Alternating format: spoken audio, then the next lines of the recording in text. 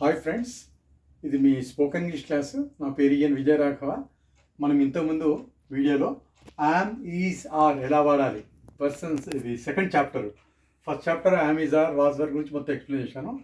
ఇదే చాప్టర్ 2లో, ఇదే చాప్టర్ 2లో యామ్ ఈజ్ ఆర్ తర్వాత ఇప్పుడు మనం ఈరోజు వాజ్ వర్ గురించి నేర్చుకోబోతున్నాం. ఇంతకుముందు చాప్టర్లో మనం ఇదే చాప్టర్లో ఇంతకుముందు వీడియోలో యామ్ ఈజ్ ఆర్ గురించి డీటెయిల్గా నేర్చుకున్నాం, ఎలా వాడాలి, ఏ పర్సన్స్ వాడాలని. అలాగే ఈ చాప్టర్ 2లోనే వాజ్ వర్ గురించి మనం నేర్చుకుంటాం. ఇప్పుడు వాజ్ వర్ కూడా ఎప్పుడు వాడాలి అంటే గతంలో ఉన్నప్పుడు వాడతాం మనం దీన్ని. గతంలో ఉండడానికి గురించి తెలియజేసే సందర్భంలో వాజ్ వర్ వాడతాం మనం. ఓకే, ప్రజెంట్లో ఉన్నప్పుడు యామ్ ఈజ్ ఆర్, పాస్ట్లో ఉన్నప్పుడు వాజ్ కానీ వర్ కానీ వాడాలి. వాజ్ వెయిట్తో వాడాలి ఇక్కడ అంటే పర్సన్స్ చూడండి, ఐ, హీ, షీ, ఇట్, ఇలా 4తో వాడాలి వాజ్. వర్ అనేది వి, యూ, దే. దీని మీనింగ్ ఏంటి? వాజ్ అంటే ఉన్నాను, ఉండను, ఇలా మీనింగ్ వస్తుంది అనమాట. అది ఇక్కడ చూడండి, ఒక్కొక్క సెంటెన్స్ ఇప్పుడు ఎక్స్ప్లెయిన్ చేస్తాను మీకు one by one. First one, I was in park yesterday. నేను నిన్న పార్క్లో ఉన్నాను. He was in hotel yesterday, లేదా అతనే హోటల్లో ఉన్నాడు. Okay, she was in function, ఆమె ఫంక్షన్లో ఉంది. ఇట్ వాజ్ ఇన్ కాలేజ్, అది కాలేజ్లో ఉంది. నెక్స్ట్ వచ్చేసి మనకు వర్ వస్తుంది.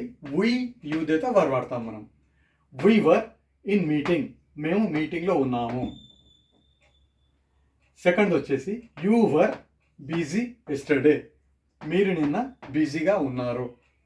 నెక్స్ట్ లాస్ట్ వన్ వచ్చేసి they were at bank yesterday, వారు నిన్న బ్యాంక్లో ఉన్నారు. ఇలాగ మనం 7 పర్సన్స్కి ఎలా వాడాలని తెలుసుకున్నారు కదా. ఆ 7 పర్సన్స్లో ఐ, హీ, షీట్ 4 పర్సన్స్తో వాజ్ వాడతాము. 3 పర్సన్స్ ఏంటి, ఒకరికంటే ఎక్కువ ఉంటారు కాబట్టి వి, యూ, దే, ఈ 3తో మనం వర్ వాడతాము.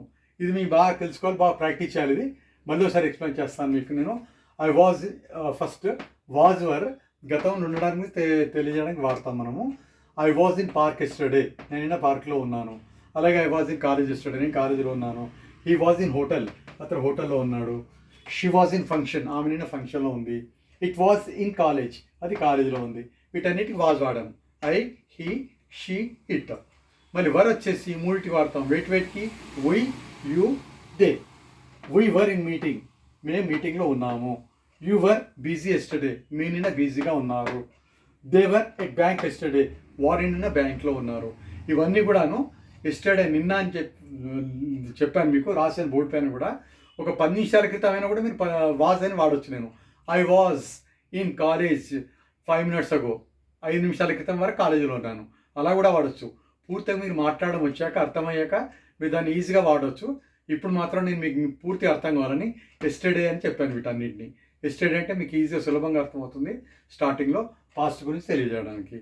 ఈ చాప్టర్ మీకు ఇప్పుడు వాజ్ వర్ పైన అర్థమైపోయింది అనుకుంటాను. ఇది బాగా ప్రాక్టీస్ చేయండి. ఇందులో ఏమైనా డౌట్స్ ఉంటే మీరు నా కామెంట్ బాక్స్లో తెలియజేయండి. నా ఛానల్కి సబ్స్క్రైబ్ చేయండి. మీరు ఈ వీడియో లైక్ చేయండి.